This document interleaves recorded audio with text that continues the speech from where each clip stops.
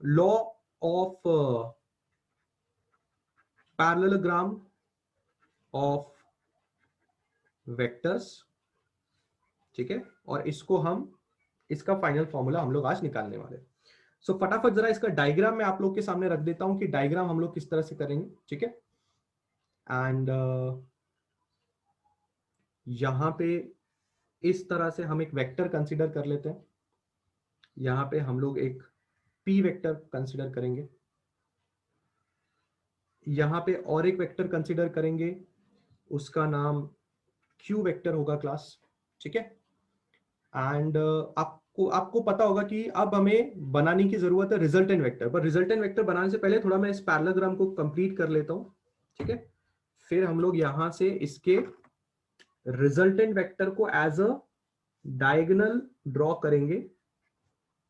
ये आपका are vector हो जाएगा, और फिर इसको हम इस तरह से यहां से ऐसे कंप्लीट करेंगे, ठीक है। तो ये आपका पूरा का पूरा पैरेललोग्राम तैयार है।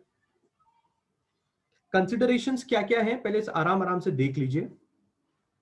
एक एंगल है, उसका नाम थीटा है। छोटी छोटी बातें पहले से ही दिमाग में क्लियर रखनी है, फर्स्ट पेज हम लोग स्टडी कर रहे हैं।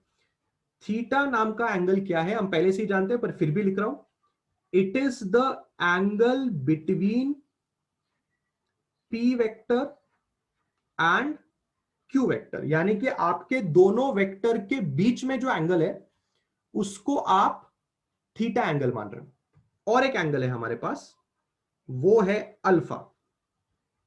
अल्फा जो है वो है angle between R vector and P vector. अब आपने अल्फा को देख के याद कर लिया होगा कि अल्फा बेसिकली अगर हमने निकाला तो हमें अल्फा आर वेक्टर की डायरेक्शन बताएगा, क्योंकि लास्ट लेक्चर मैंने आपको बताया था कि कभी भी रिजल्टेंट वेक्टर की डायरेक्शन यानी कि रिजल्टेंट वेक्टर का एंगल पहले वेक्टर के साथ देखा जाता है। मोस्ट प्रोबेबली ऐसा ही किया जाता है, पर अगर आप दूसरे वेक्टर के साथ भी उसकी डायरेक्शन बताना चाहते हैं तो बता सकते हैं। तो हम उस पर्टिकुलर एंगल को बीटा कंसीडर करेंगे। तो अगर हम बात कर रहे हैं किसके बारे में, अगर हम बात कर रहे हैं बीटा के बारे में, सो बीटा हो जाएगा angle between R vector and Q vector. अब क्या करना है, अब थोड़ा करना पड़ेगा कंस्ट्रक्शन। जैसे भी कभी हम डेरिवेशंस में कंस्ट्रक्शन करते हैं, यहां पे भी हमें करना पड़ेगा कुछ कंस्ट्रक्शन। क्या कंस्ट्रक्शन करना है, बिल्कुल ध्यान से सब लोगों ने देखना है। यहां से सबसे पहले आपने एक परपेंडिकुलर ड्रॉप करनी है और यहां से इस लाइन को ज्वाइन करना है। तो ये जो मैंने एक्स्ट्रा चीज आपको यहां पे बना के दिखाई, ये हमारा कंस्ट्रक्शन है।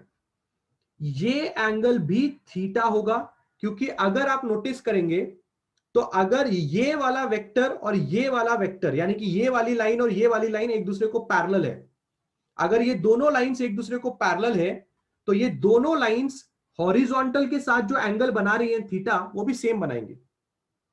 Parallel lines make same angles. अगर आपको नहीं पता करस्पॉन्डिंग एंगल्स क्या होता है, ऑल्टरनेटिंग एंगल्स क्या होता है, ये एंगल क्या होता है, वो एंगल क्या होता है, कॉमन सेंस लगाओ और दिमाग लगाओ, ठीक है।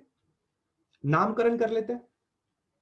इसको O पकड़ लेते हैं, इसको A पकड़ लेते हैं, इसको D, इसको C और इसको B। अब आपको और थोड़ी बातें पता होनी चाहिए बिफोर वी स्टार्ट, ठीक है। जो आपको OB दिखाई दे रहा है वो एक्चुअली बराबर है AC के, और वो एक्चुअली बराबर है Q के। Q वेक्टर का मैग्नीट्यूड Q। OB AC को पैरेलल है, और अगर OB Q है तो AC भी Q होगा। सबसे पहली बात। दूसरी बात आपको क्या पता होनी चाहिए, जो OA है वो एक्चुअली BC है, और जो BC है और OA है वो एक्चुअली P है। काम खत्म। और क्या आपको पता होना चाहिए, जो OC है वो एक्चुअली R है, हम वेक्टर साइन क्यों नहीं लगा रहे हैं? अगर आपने कल parallelogram law of vector addition का डेफिनेशन पढ़ा होगा तो डेफिनेशन में साफ साफ लिखा हुआ है कि जो वेक्टर का मैग्नीट्यूड होगा उसको पैरेललोग्राम की साइड कंसीडर करनी है। मैग्नीट्यूड, वेक्टर के मैग्नीट्यूड को पैरेललोग्राम की साइड कंसीडर करनी है। इसलिए मैं ऊपर वेक्टर साइन नहीं लगा रहा हूं, मैं सिर्फ वो लिख रहा हूं। क्यों ऐसे लिख रहा हूं? क्योंकि हमें साइड बता रहे हो, वो भी एक साइड है, वो एक साइड है। तो जो साइड है दैट कैन बी,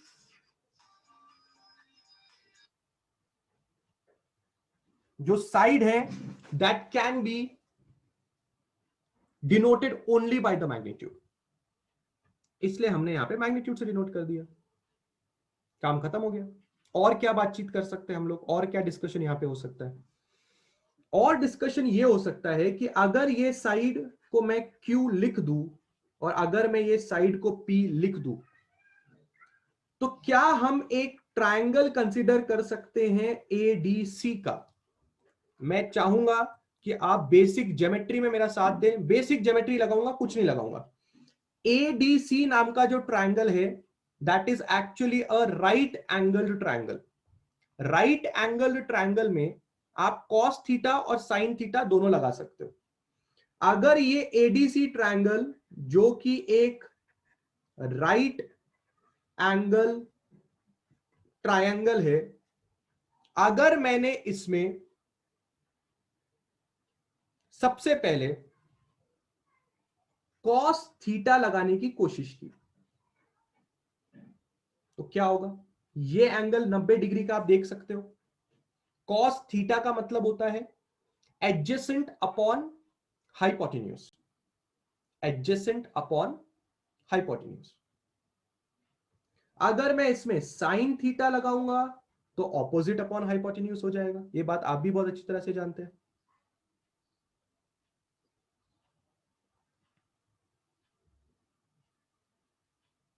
अगर ये ट्रायंगल कंसीडर करेंगे तो इसमें कॉस थीटा अगर हमें लगाना है तो कॉस थीटा होगा एडी अपॉन एसी,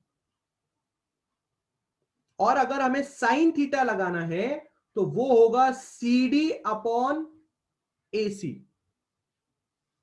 प्लीज इतना बोल दो कि तुम्हें ये आता है, प्लीज। ट्रायंगल में कॉस थीटा साइन थीटा लगाना आता है सब लोगों को? Please please please everybody give me yes और नो। ऐसा नहीं है मैं प्लीज बोल रहा हूं मतलब मैं समझाऊंगा नहीं। अगर नहीं आता है तो बता दो, समझा दूंगा, ऐसा कुछ नहीं है। आता है ना? Sine theta cos theta opposite upon hypotenuse perpendicular, जो भी तुम बोलते हो, जो भी तुम बोलते हो। वैसे एंगल के सामने वाला ऑपोजिट होता है, 90 डिग्री के सामने वाला हाइपोटेन्यूज होता है। बहुत बढ़िया, बहुत बढ़िया, बहुत ही बढ़िया। बस बस बस काम खत्म हो गया। बस अगर तुम्हें ये पता है तो डेरिवेशन खत्म हो गया, बस खत्म है बात। अब क्या है, यहां से काम करते हैं, यहां से एक काम करते हैं। ठीक है, यहां से हम एडी की वैल्यू निकाल लेते हैं। एडी होगा एसी कॉस थीटा, या फिर एसी के बदले आप लिख सकते हो क्यू कॉस थीटा। यहां से हम सीडी की वैल्यू निकाल लेते हैं। तो सीडी होगा एसी साइन थीटा, या फिर सीडी होगा क्यू साइन थीटा। तो फिर अच्छा सुरेंद्र सर ट्रिग्नोमेट्री सिखा रहे हैं, बढ़िया है फिर, बढ़िया है फिर। सो क्लास हमने क्या किया पता है?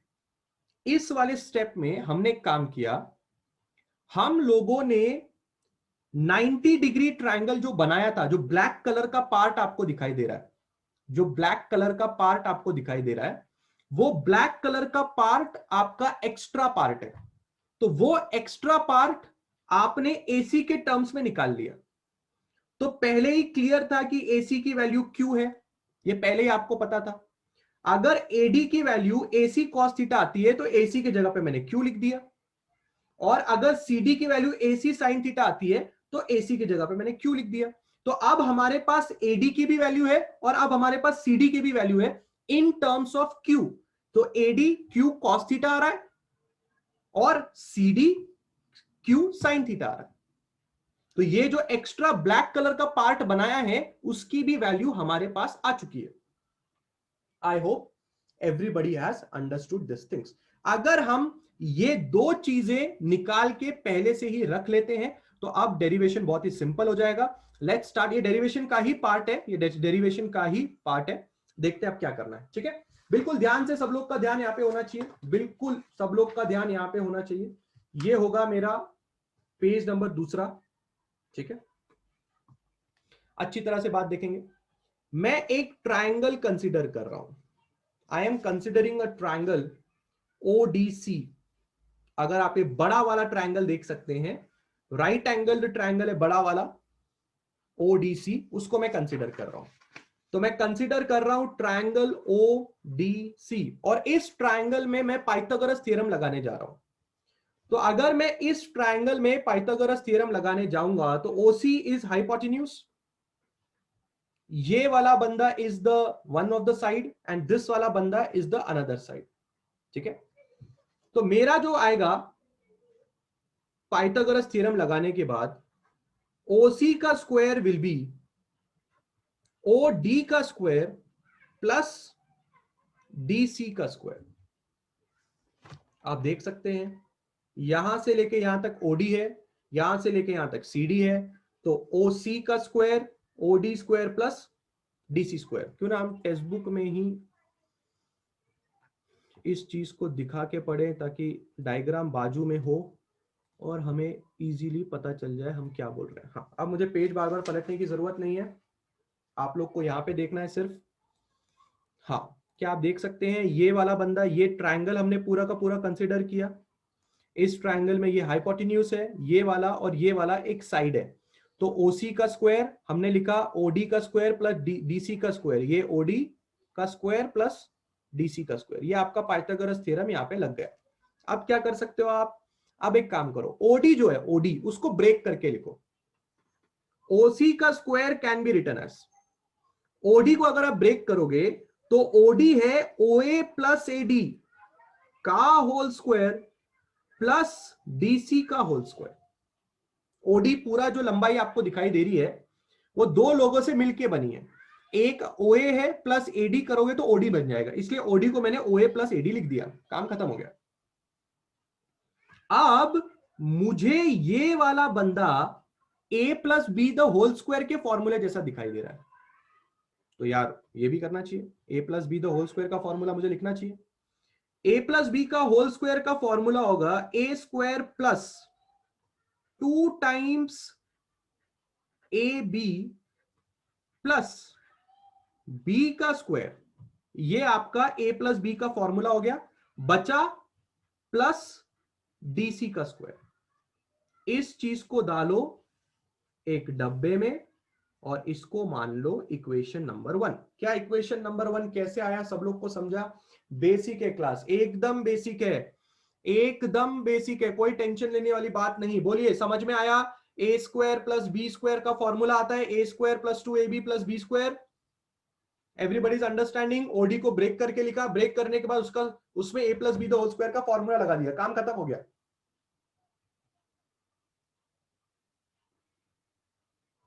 अंडरस्टैंडिंग है, सब लोग अंडरस्टैंडिंग है, बहुत ही बढ़िया है। अब मेरी बात बिल्कुल ध्यान से समझना। अब मैं और एक ट्रायंगल लेने जा रहा हूं। अब जो मैं ट्रायंगल लेने जा रहा हूं वो ट्रायंगल है एडीसी। दिख गया होगा सब लोग को एडीसी ट्रायंगल। एडीसी ट्रायंगल भी एक राइट एंगल्ड ट्रायंगल है। अब इस राइट एंगल्ड ट्रायंगल में भी वापस मैं पाइथागोरस थ्योरम का इस्तेमाल करने जा रहा हूं। तो इस राइट एंगल्ड ट्रायंगल में पाइथागोरस थ्योरम लगाया जाएगा तो ये आएगा एसी का स्क्वायर विल बी एडी का स्क्वायर प्लस डीसी का स्क्वायर। इसको पुट कीजिए वापस इक्वेशन नंबर 2 में, काम खत्म। आप समझ रहे होंगे बात को कि ये 90 डिग्री का एंगल होने की वजह से AC जो है वो हाइपोटेन्यूज हो जाएगा। हाइपोटेन्यूज का स्क्वायर इज द साइड्स का स्क्वायर। ठीक है क्लास? अब क्या, सब्स्टिट्यूट इक्वेशन 2 इन इक्वेशन 1। ये जो AD square plus DC square आया है ये आपको इक्वेशन 1 में भी दिखाई दे रहा होगा, AD square plus DC square. तो इक्वेशन 1 में AD square plus DC square के बदले मैं AC स्क्वायर लिख सकता हूं। तो वापस लिखो, OC square will B OA का square plus 2 times OA AD plus, अब क्या, AD square plus DC square, AD square plus DC square is AC square. काम खत्म। ये आ गया आपका इक्वेशन नंबर 3। तो आपने देखा, एक ट्रायंगल में पाइथागोरस थ्योरम लगाया, एक इक्वेशन निकाली।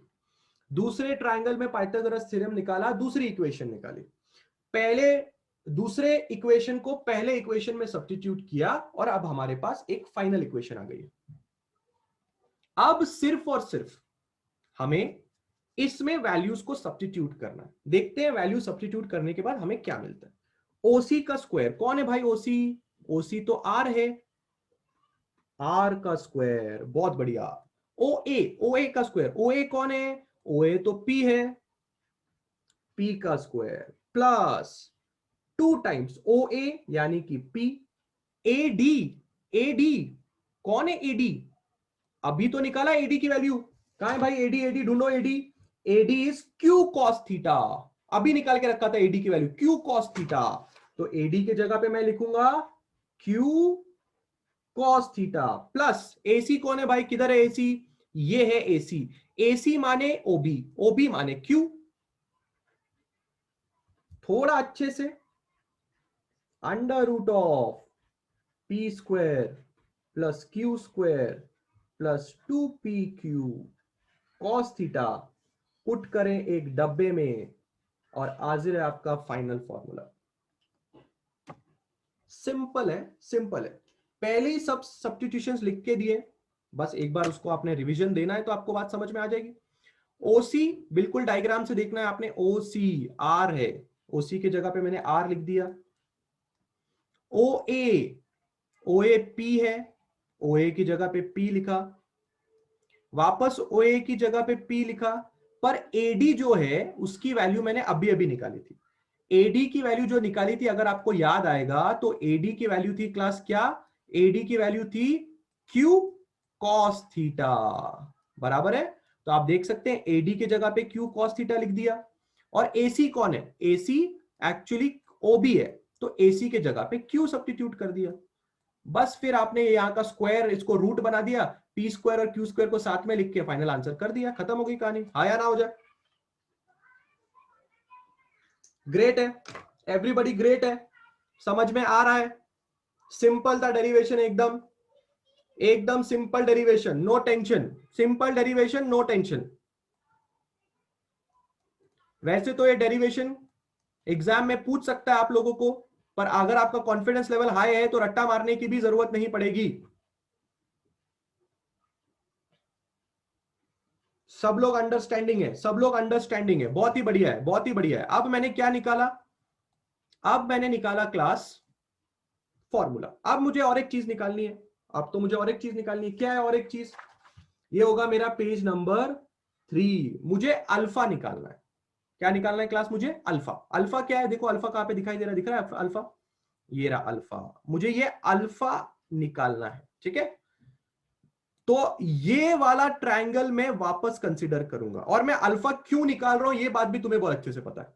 अल्फा हमें रिजल्टेंट वेक्टर का डायरेक्शन देगा और ये वाला फॉर्मूला हमें रिजल्टेंट वेक्टर का मैग्नीट्यूड देगा, इसलिए हम अल्फा निकालने की कोशिश कर रहे हैं, बात सबको पता है। तो अल्फा निकालने के लिए मैं जो ट्रायंगल कंसीडर कर रहा हूं वो ट्रायंगल का नाम है ओडीसी।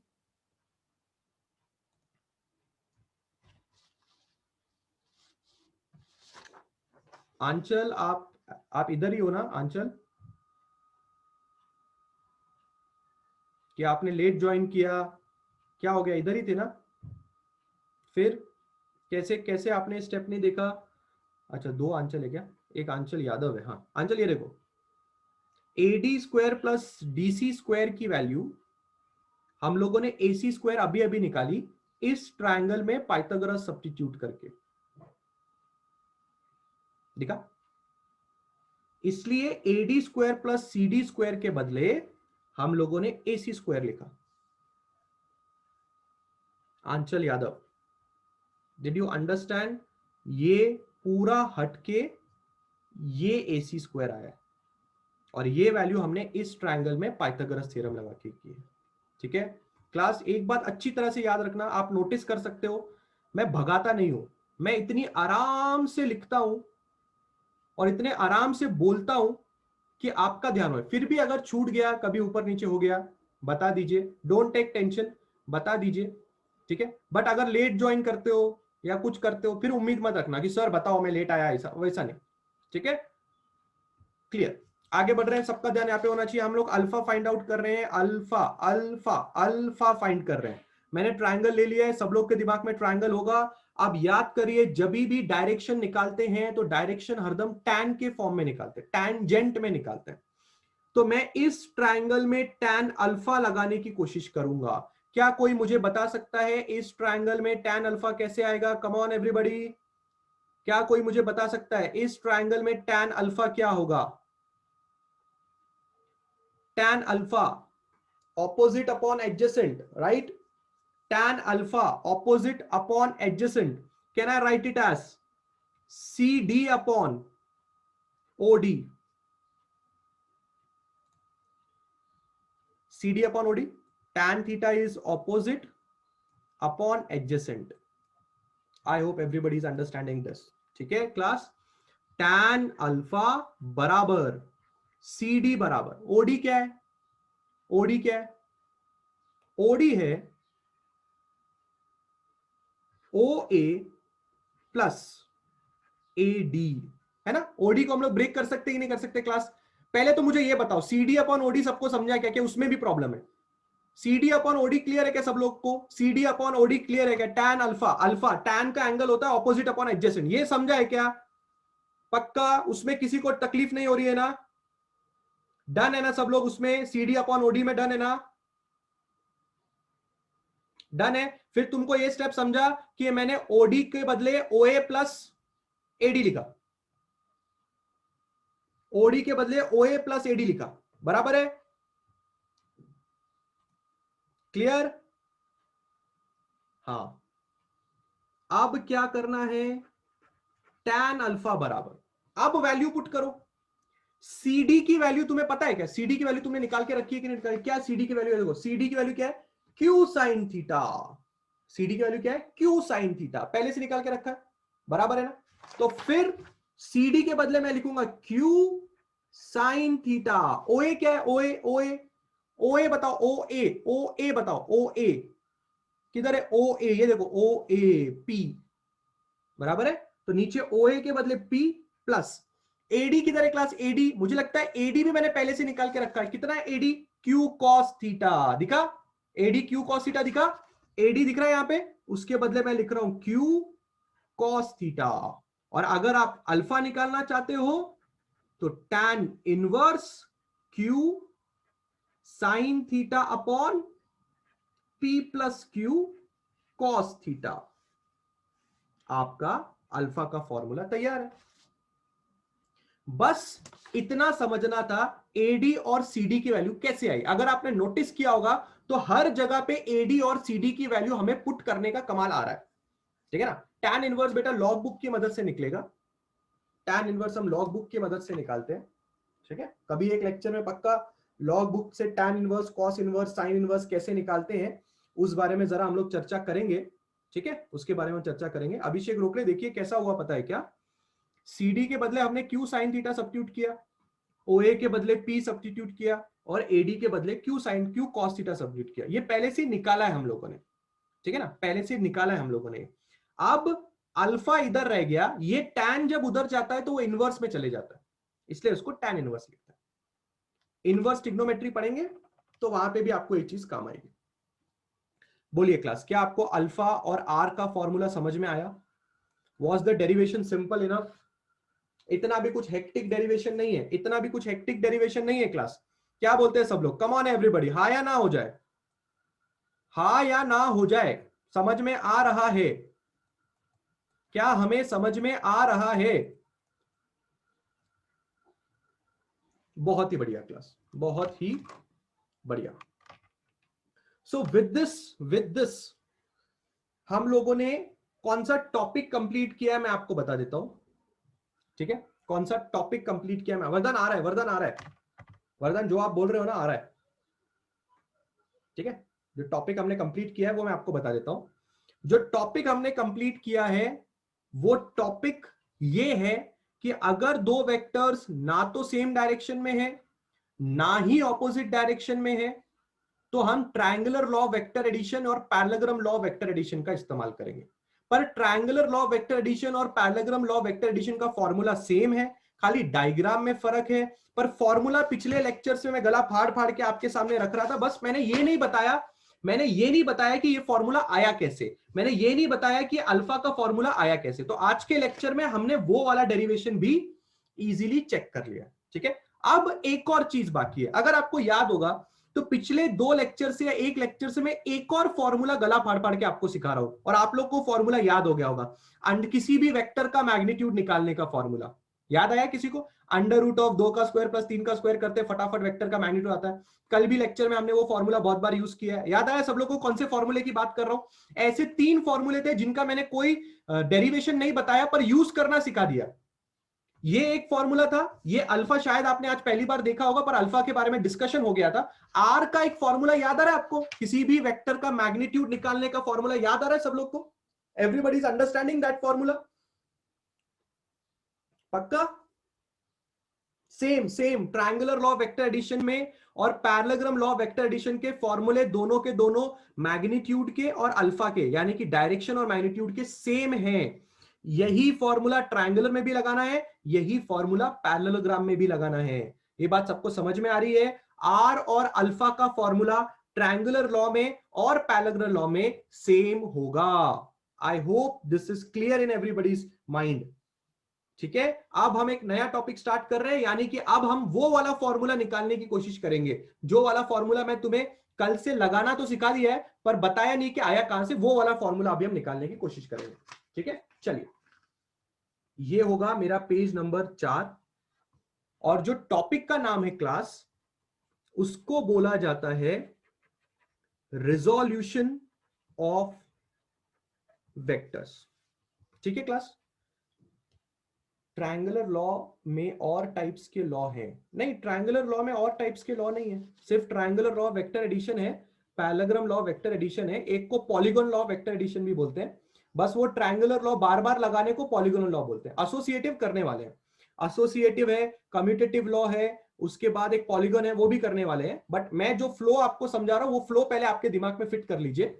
जैसे मैं पढ़ा रहा हूं उस फ्लो में आप अंदाज रखिए तो आपको बेटर समझ में। वो भी करने वाले हैं, पहले ये पूरा का पूरा टॉपिक मैं खत्म कर लूं कि रेजोल्यूशन ऑफ वेक्टर एक बार खत्म हो जाए तो आप लोगों को सब पता चल जाएगा कि पिछले 2 लेक्चर में आप क्या क्या कर रहे थे और आपने जो फॉर्मूला लगाया वो कहां से आया। अभी अगर मैं कोई भी वेक्टर आपके सामने रख दूं, मैं आपको बोल दूं 2i cap plus 4i cap 2i cap plus 4j cap और मैं आपको बोलूं इसका मैग्नीट्यूड बताओ, आप फटाफट चालू हो जाएंगे, अंडर रूट ऑफ 2 का स्क्वायर प्लस 4 का स्क्वायर आंसर। बट आपको पता रहना चाहिए ना वो टॉपिक आया कहां से, है कि नहीं?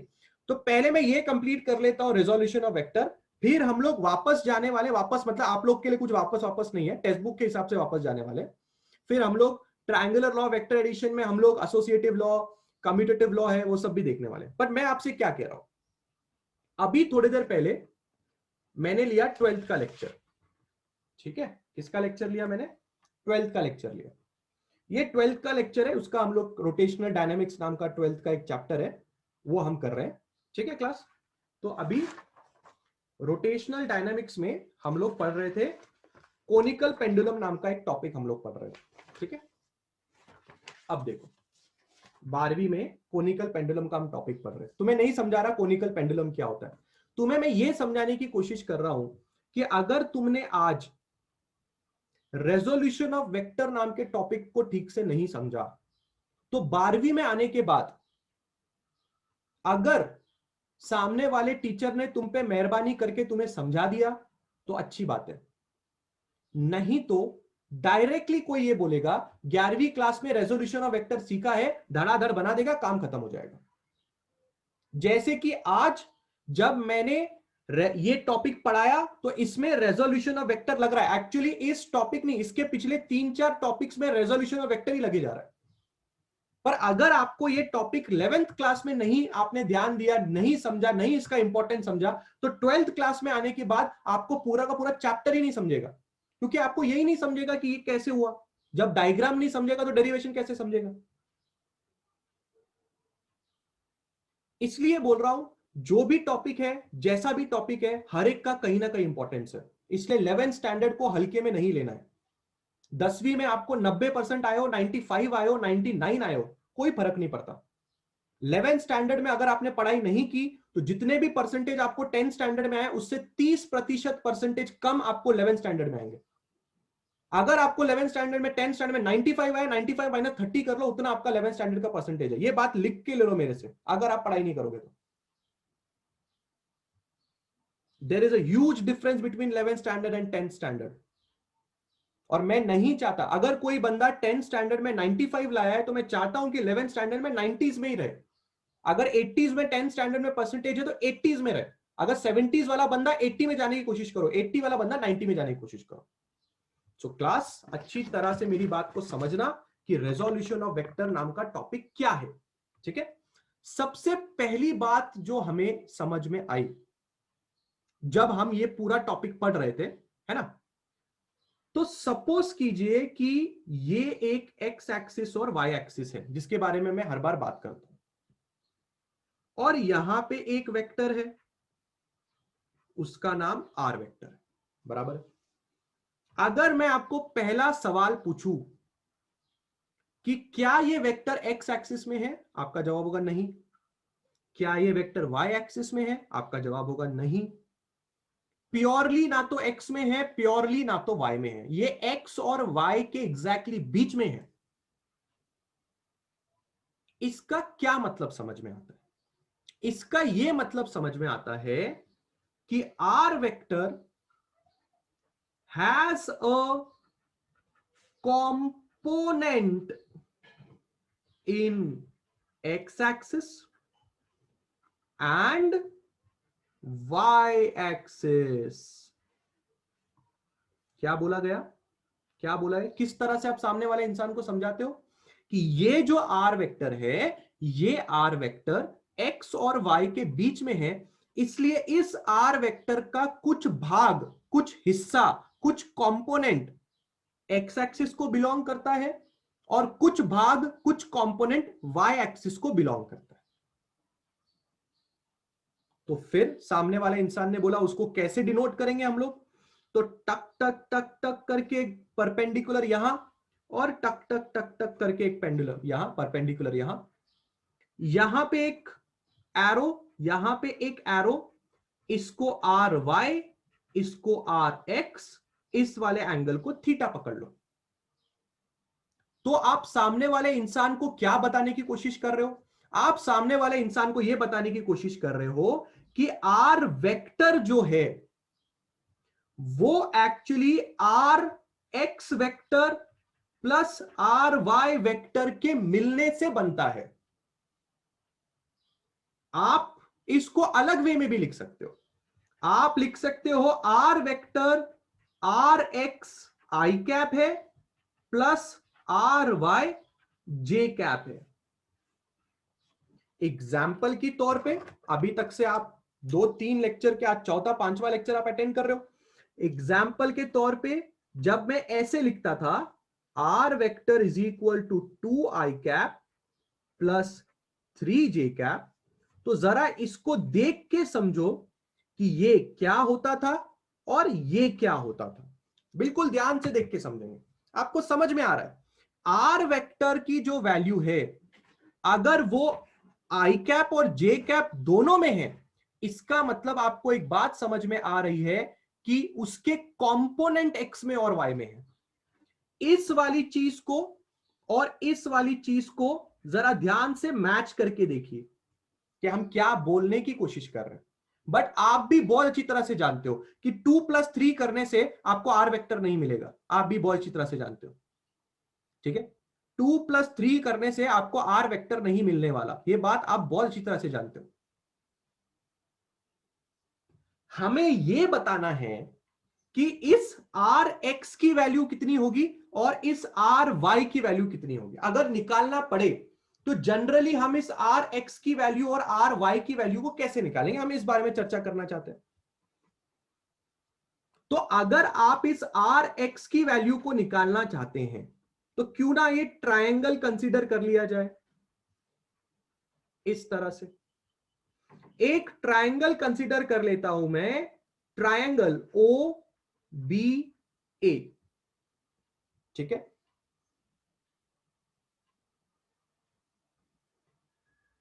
हाँ हाँ, आ रहे अभी 2D कर रहे हैं, 3D में डायरेक्टली फॉर्मूला लगा देंगे। पहले 2D समझ जाओ, 3D में डायरेक्टली फॉर्मूला लगा देंगे, ठीक है। पहले 2D समझ जाओ, आगे के कैप वाला आएगा वो भी समझाऊंगा, पर पहले हम 2D समझ रहे हैं, उसके बाद 3D समझते हैं, ठीक है। आराम से जो अभी है पहले वो देख लेते हैं हम लोग। ओ बी ए कैसे निकालेंगे? ओ बी ए ट्राइंगल में अगर मैं पाइथागोरस थ्योरम लगा दूं, क्या लगा दूं मैं? पाइथागोरस थ्योरम लगा दूं। पाइथागोरस थ्योरम लगा दूं या फिर मैं cos थीटा tan थीटा के हिसाब से भी कर सकता हूं। तो समझो मैंने इसके अंदर cos थीटा लगा दिया, तो अगर मैंने cos थीटा लगा दिया तो वो आएगा OB अपॉन OA। तो यहां से OB की वैल्यू आएगी OA cos थीटा, OB का मतलब RX, यानी कि वो आएगा R cos थीटा। हम लोग सिर्फ और सिर्फ वैल्यूज निकालने के पीछे पड़े हुए हैं, हम लोग सिर्फ और सिर्फ वैल्यूज निकालने के पीछे पड़े हुए। Don't take tension, final formula आपको बताऊंगा, वो जो फाइनल फॉर्मूला आता है ना अंडर रूट ऑफ ये, और वो बताऊंगा, बिल्कुल ध्यान से देखिए। अगला क्या कर सकते हो आप, अगर ये वेक्टर आर वाई वेक्टर है तो आप इस वाले वेक्टर को भी आर वाई मान सकते हो, क्योंकि एग्जैक्टली एक दूसरे के पैरेलल है वो। मैं अगेन ट्रायंगल कंसीडर कर रहा हूं ओबी ए, और उस ट्रायंगल में अब मैं लगा रहा हूं साइन थीटा। तो साइन थीटा आएगा A B upon O A B की वैल्यू आएगी O A sine theta, A B है आर वाई, ओ ए है आर साइन थीटा। इसको डालो डब्बे में। ये है आपका इक्वेशन नंबर 1, ये है आपका इक्वेशन नंबर 2। अब एक काम करो, अब इक्वेशन नंबर 1 और इक्वेशन नंबर 2 को स्क्वायरिंग एंड एडिंग करो। इक्वेशन नंबर 1 और इक्वेशन नंबर 2 को स्क्वायरिंग एंड एडिंग करो, ठीक है। तो हम लोग कर रहे हैं स्क्वायरिंग एंड एडिंग 1 एंड 2। कैसे होगा फिर? पहले इसका स्क्वायरिंग कर लेते हैं, r square sine square theta, उसको ऐड करो इस आरएचएस के साथ, plus r square cos square theta. RHS को आरएचएस के साथ ऐड कर दिया, हमारा काम हो गया खत्म। अब एलएचएस के पीछे भागो, आर एक्स का स्क्वायर प्लस आर वाई का स्क्वायर। आरएचएस वाले टर्म्स का स्क्वायर किया, ऐड किया, एलएचएस वाले टर्म्स का स्क्वायर किया, ऐड किया। अब क्या कर सकते हो, यहां से अगर तुमने आर स्क्वायर कॉमन निकाल लिया तो अंदर बचेगा sine square theta plus cos square theta, यहां बचेगा r x square plus are y square. Trigonometry अगर थोड़ी बहुत पढ़ी है तो तुम्हें समझ में आएगा कि r sine square theta plus cos square theta की वैल्यू 1 होती है। तो यहां से तुम्हारे पास आर स्क्वायर का फॉर्मूला आएगा r x square by r y square plus में, और आर का फॉर्मूला आएगा under root of r x square plus are y square. यही तो तुम पिछले लेक्चर में करते जा रहे थे, याद है? इन दोनों को अगर कंपेयर करोगे तो तुम्हें साफ साफ पता चलेगा कि आर एक्स की वैल्यू 2 है और आर वाई की वैल्यू 3 है। फॉर्मूला देख लो, पिछले लेक्चर में तुम करते थे अंडर रूट ऑफ 3 का स्क्वायर, 2 का स्क्वायर प्लस 3 का स्क्वायर। आया कैसे? ऐसे आता है वो फॉर्मूला। किया कुछ नहीं है, किया कुछ भी नहीं है, सिर्फ दो ट्रायंगल में, एक ट्रायंगल में, उसी ट्रायंगल में कॉस थीटा, उसी ट्रायंगल में साइन थीटा, दो इक्वेशन आते हैं, उनको स्क्वायरिंग एंड एडिंग करना है, cos sine theta plus cos theta 1 हो जाता है, तुम्हारा फाइनल फॉर्मूला तुम्हारे सामने हाजिर हो जाता है, खत्म होगी कहानी। क्लियर है? बात समझ में आ रही है? क्या करते हैं और क्या दिख रहा है, कैसे करना है, बात समझ में आ रही है कि नहीं आ रही है? बोलो, इज एवरीबडी अंडरस्टैंडिंग? फटाफट फटाफट।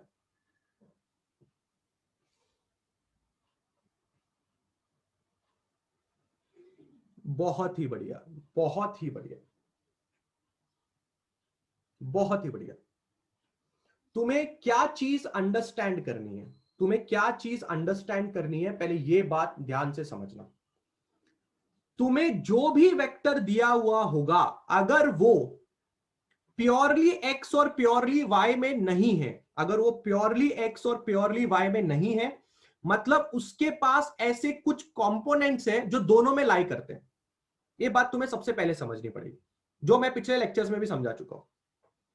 तो अगर ये तुम्हारे पास आर वेक्टर है, तो एक्स क्या है, आर एक्स क्या है, वो एक कंपोनेंट है जो एक्स एक्सिस में है, और आर वाई एक कंपोनेंट है जो वाई एक्सिस में। लिखने का तरीका आई होप सबको समझ में आ गया होगा, ठीक है। लिखने का तरीका आई होप सबको समझ में आ गया होगा कि आर वेक्टर को मैंने ऐसे क्यों लिखा है, क्योंकि आई कैप ये बताता है कि आर एक्स एक्स एक्सिस की टीम में है, और आर वाई ये बताता है कि जे कैप की टीम में, मतलब वाई एक्सिस में। और मैंने एक स्मॉल एग्जांपल भी आपके सामने रखा ताकि आप कंफ्यूज ना हो कि रियलिटी कैसी है और जब डेरिवेशन करते हैं तो चीज कैसी दिखाई देती है। तो जैसे यहां पे 2 आर एक्स का रोल प्ले कर रहा है, 3 आर वाई का रोल प्ले कर रहा है। It is as simple as that. पर हमें फॉर्मूला बताना है, हमें यह बताना है कि अगर मुझे कोई ऐसा वेक्टर दे दिया जाए तो मैं आर वेक्टर का मैग्नीट्यूड कैसे निकालूंगा। यह वो फॉर्मूला है जो आर वेक्टर का मैग्नीट्यूड बताएगा, क्योंकि आर वेक्टर का मैग्नीट्यूड 2+3 नहीं है। गलत बात। ऐसा नहीं है कि आर वेक्टर का 2x में 3y में 2+3 5 आंसर खत्म, नहीं, गलत। इस वाले वेक्टर को अगर दिया जाए और तुम्हें कोई ये पूछे कि बताओ आर वेक्टर का मैग्नीट्यूड कितना है, तो तुम्हें ये फॉर्मूला यूज करना है। पर ये वेक्टर को ये फॉर्मूला यूज कैसे करना है, आया कैसे। सबसे पहले तो एक ट्रायंगल में कॉस थीटा, उसी ट्रायंगल में साइन थीटा। तुम लोग ने यहां से कॉस थीटा लगा के आर एक्स की वैल्यू निकाली, तुमने उसी ट्रायंगल में साइन थीटा लगा के आर वाई की वैल्यू निकाली। फिर ये इक्वेशन 1, ये equation 2, squaring and adding. Squaring and adding बहुत इंपॉर्टेंट चीज है। R square sine square theta square किया, ऐड किया r square cos square theta के साथ, equal to sine r x का स्क्वायर प्लस आर वाई का स्क्वायर। आरएचएस के टर्म को आरएचएस के साथ, एलएचएस के टर्म को एलएचएस के साथ बस स्क्वायर करके ऐड किया। आर स्क्वायर कॉमन निकाल लिया, sine square theta plus cos square theta 1 ले लिया, आपको आर आ गया, r x square plus are y square under root कर दिया, फॉर्मूला आपके सामने हाजिर है। डन है, सब लोगों के सामने डन है ये फॉर्मूला। क्लियर है, everybody is okay with this thing. Give me yes और नो ऑल ऑफ यू। फटाफट मुझे यस और नो चाहिए, सब लोगों का यस और नो चाहिए मुझे। समझ में आ रहा है क्या एवरीबॉडी, समझ में आ रहा है क्या कि कैसे ये फॉर्मूला आया। कॉस थीटा साइन थीटा लगाना बच्चों का काम है, उतना तो आना चाहिए।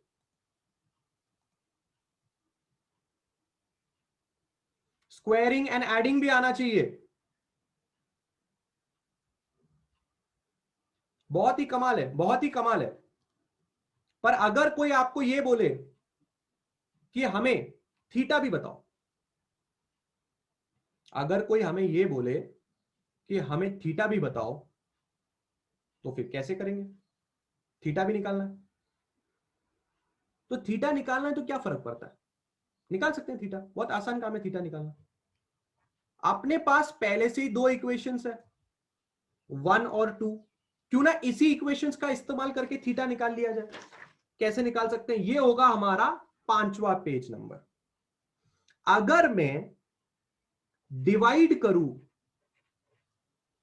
2/1 को, इक्वेशन 2 को इक्वेशन 1 से डिवाइड करो। इक्वेशन 2 क्या है, आर वाई, इक्वेशन 1 क्या है, आर एक्स, ये है आर साइन थीटा, ये है आर कॉस थीटा। यहां से आर और आर कैंसिल कर दो, sine theta by cos theta tan theta हो जाएगा, और ये हो जाएगा r Y by are x. आप थीटा में इंटरेस्टेड है, tan inverse r Y by are x. काम खत्म। थीटा कहां है, थीटा क्या है, आपको सब समझ में आ रहा है। आपको पता है कि थीटा वो एंगल है जो आपके वेक्टर और एक्स कंपोनेंट के बीच में आपका एंगल था, वो थीटा। क्वेश्चन में पूछेगा, अभी क्वेश्चन करेंगे, उसमें पूछेगा कि थीटा कैस कितना है, थीटा दोनों वेक्टर के बीच का एंगल बताओ, थीटा कितना है, पूछेगा, बताएंगे अभी उसको भी। ये इक्वेशन 2 था, ये इक्वेशन 1 था, दोनों को डायरेक्टली डिवाइड किया, आर और आर कैंसिल हो गया, sine theta by cos theta tan theta हो गया। तो अगर आपके पास R Y by are X की वैल्यू है, अभी देखो आर वाई क्या है 3 है, आर एक्स क्या है 2 है, तो tan inverse 3/2 will be your answer. खत्म होगी बात। Give me a yes or no for theta also, बोलो। समझ में आ रहा है, समझ में आ रहा है, सब लोगों का रिप्लाई आना चाहिए मुझे। अगर आप रेगुलरली लेक्चर अटेंड कर रहे हो, एक भी लेक्चर मिस नहीं किया है, बातें दिमाग से जा ही नहीं सकती, गारंटी ले रहा हूं उस चीज की, मैं गारंटी वाला टीचर हूं मैं। अगर रेगुलरली लेक्चर अटेंड कर रहे हो, मान ही नहीं सकता आपके दिमाग में ये चीज छपे ना। अगर मैंने आज कोई चीज पढ़ाई, आप घर पे जाके उसको देख रहे हो, आप उसको समझ रहे हो कि आज सर ने क्या बोला, आज सर ने क्या समझाया, आप कल के लेक्चर के बाद वापस उठ के आज के लेक्चर में आ जाओगे, और अगर आप ये सोच रहे हो कि आपको समझ में आएगा, तो फिर टेंशन वाला काम है, फिर टेंशन वाला काम है। रेगुलर भी रहना है और लेक्चर को रोज पढ़ना भी है, तब मजा आएगा। फिर आपको यह समझ में आएगा कि अगले लेक्चर की स्टोरी पिछले लेक्चर पे ही डिपेंडेंट होती है। पिछला लेक्चर अच्छा समझ में आ रहा है, अगला लेक्चर और अच्छा समझ में आएगा, बस कहानी खत्म हो रही है। बहुत ही बढ़िया चल रहा है। अब क्यों ना थोड़ा एक न्यूमेरिकल किया जाए, ताकि एक बेटर अंडरस्टैंडिंग बिल्डअप हो कि हम लोग किस चीज के बारे में बात कर रहे हैं। बिल्कुल ध्यान से देखिए, please please all of you please check your video shouldn't be on. आप वीडियो ऑन मत कीजिए, पहले ही बोल के रख रहा हूं, गलती से भी वीडियोस ऑन नहीं होने चाहिए। मोबाइल के साथ खेलो ही मत बैठ के आप लोग, कि आपका वीडियो के बटन पे क्लिक हो जाता है। वीडियो ऑन नहीं होने चाहिए किसी के। मैं फाइनल एंड लास्ट वार्निंग दे रहा हूं, अगर किसी का वीडियो ऑन हुआ, लेक्चर से निकाल के बाहर कर दूंगा, पहले ही बोल के रख रहा हूं। बिकॉज वो अच्छा नहीं लगता कि आपके वीडियोस ऑन हो रहे हैं, आप किसी भी तरह के पोजीशन में होते हो, आप किसी भी तरह के जगह पे बैठे होते हो, कुछ भी कर रहे हो, तो अच्छा नहीं दिखता है। आप एक लेक्चर में हो, पढ़ाई चल रही है यहां पे। अभी मैं देख रहा हूं कोई लड़की है, वो बकेट उठा रही है, यहां से ये कर रही है, वहां से वो कर रही है। ऐसे लेक्चर्स अटेंड करते हैं आप लोग? प्रीत, क्या कर रहे हो बेटा आप? ऐसे कैसे समझ में आएगा आपको कि क्या लेक्चर चल रहा है?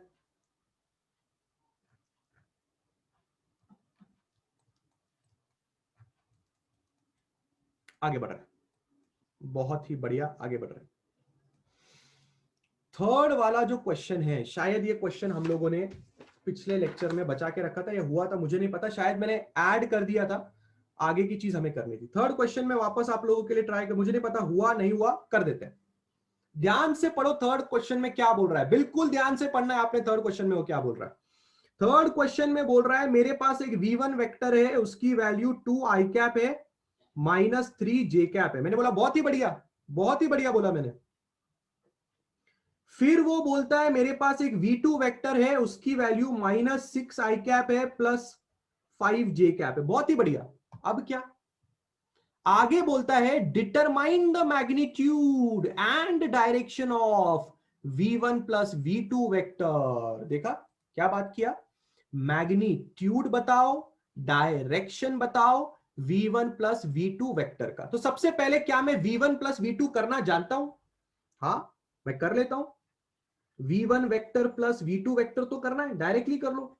2 i cap -3 j cap -6 I cap +5 j cap.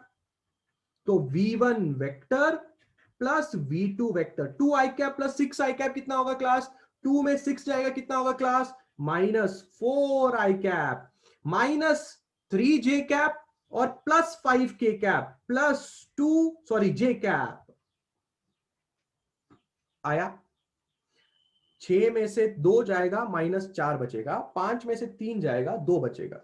ये क्या आया? ये क्या आया? ये आया वेक्टर। आपको वेक्टर निकालने बोला है कि उस वेक्टर का मैग्नीट्यूड निकालने के लिए बोला है? अंचल यादव, -4 आई कैप 5j कैप कैसे आएगा? 3 और 5 आप करोगे तो 5 और 3 जब जाएगा तो 2 बचेगा ना।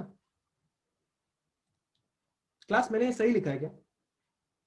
सब लोग को सही लग रहा है? प्लस माइनस मैंने सही किया है? Everybody have I done the plus minus सही? सही है ना? इसमें कुछ गलती तो नहीं है ना?